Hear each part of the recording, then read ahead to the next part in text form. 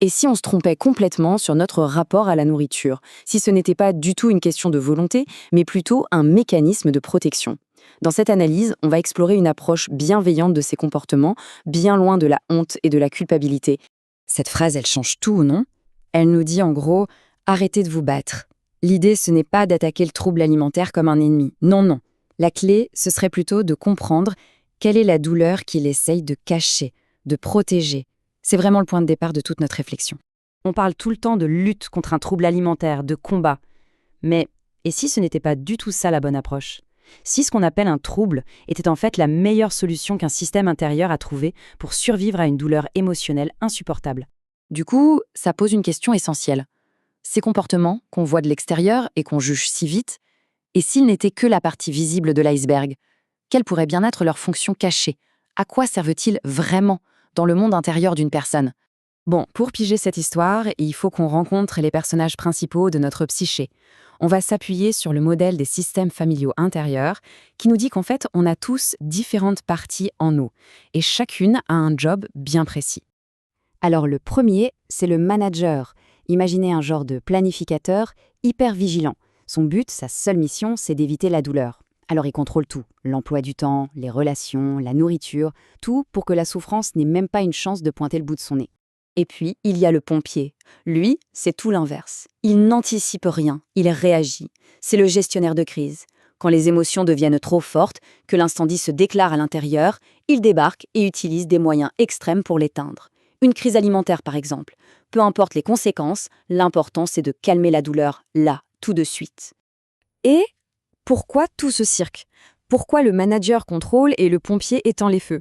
Eh bien, c'est pour protéger les exilés. Ce sont les parties de nous qui sont jeunes, vulnérables, celles qui portent les blessures du passé. C'est la source de toute la douleur. Et tout le système, je dis bien tout le système, s'organise pour les garder bien cachés, pour ne plus jamais ressentir leur peine. Ok, maintenant qu'on a fait connaissance avec ces trois acteurs clés, le manager, le pompier et les exilés, on va voir comment leurs interactions, qui sont souvent des conflits en fait, créent les schémas qu'on appelle les troubles du comportement alimentaire. Commençons par l'anorexie. La meilleure image, c'est celle d'une forteresse. C'est une stratégie de protection extrême. Elle est dirigée par une seule partie, un manager ultra puissant, qui a pris le contrôle total. Cette phrase, elle est glaçante, mais elle dit tout. Pour la partie manager qui est aux commandes, l'enjeu est absolu. C'est une question de vie ou de mort. Perdre le contrôle de la nourriture, c'est l'effondrement total du monde intérieur. Donc, la logique de l'anorexie, vue de l'intérieur, ce n'est pas un désir de minceur pour la minceur. Non. C'est une tentative désespérée de garder le contrôle quand tout le reste semble s'écrouler. Le corps devient le seul et unique territoire sur lequel le magnétique peut encore exercer un pouvoir absolu. C'est une illusion de calme, bien sûr, parce qu'en réalité, le système nerveux est en état d'alerte permanent. Passons à une autre dynamique, la boulimie. Là, on oublie la forteresse. L'image, c'est plutôt une guerre civile. Un conflit absolument féroce entre deux de nos protecteurs qui ont des stratégies diamétralement opposées. Et ça change tout. La boulimie, ce n'est pas un échec de la volonté. Pas du tout. C'est le résultat logique, presque inévitable, d'une guerre intérieure entre deux parties qui veulent toutes les deux nous protéger, mais qui utilisent des armes contraires. C'est un cercle vicieux parfait.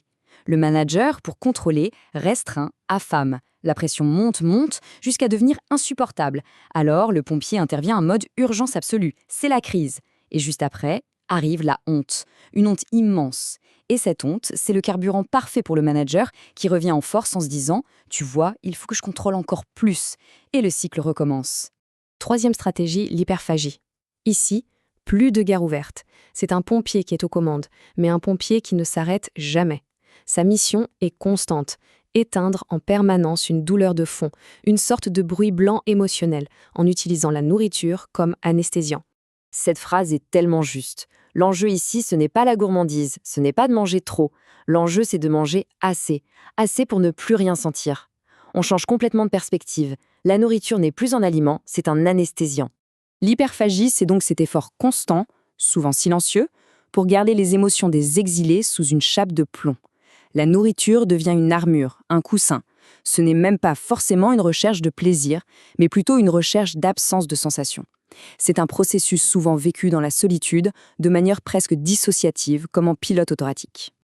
Alors, pour résumer, on a ces trois grandes stratégies de survie. D'un côté, l'anorexie, la forteresse avec un manager qui a le contrôle absolu. Au milieu, la boulimie, la guerre civile, ce combat sans fin entre le manager et le pompier. Et enfin, l'hyperphagie, l'extinction permanente avec un pompier qui anesthésie la douleur. 3 logiques très différentes, mais qui ont le même but, survivre. Et maintenant, on arrive au cœur du réacteur, à l'idée qui relie tout ça. Car au-delà de ces différences, il y a une vérité qui unifie tout. Voilà, c'est sans doute la phrase la plus importante de toute cette analyse. On ne parle pas de 3 ou 4 maladies distinctes, on parle de 3 ou 4 stratégies différentes que le même système nerveux peut déployer pour survivre à la même douleur fondamentale. Et ça explique pourquoi une personne peut parfois passer de l'anorexie à la boulimie, par exemple. Ce n'est pas qu'elle change de maladie, non, c'est que ses protecteurs intérieurs changent de stratégie. Ils essayent autre chose, une autre tactique pour gérer les mêmes blessures. La stratégie change, mais la source de la douleur reste la même. D'accord, mais alors comment on fait? Comment on sort de là? C'est là qu'on aborde la partie la plus pleine d'espoir. Parce que si on change de regard, on change aussi la manière de guérir. On ne cherche plus à vaincre un ennemi, mais à comprendre et à se connecter à ces parties de soi. Le chemin vers l'apaisement, il se fait en plusieurs temps. D'abord, il faut reconnaître l'intention positive de ces protecteurs. Ils font tout ça pour une bonne raison. Ensuite, on apprend à écouter leur peur, avec compassion. C'est seulement après ça qu'on peut, en toute sécurité, aller voir les exilés, entendre leur douleur et commencer à la guérir. Et enfin, quand la douleur est apaisée, eh bien les protecteurs peuvent enfin se reposer. Ils peuvent lâcher leur rôle extrême. Et on termine avec cette phrase qui résume tout.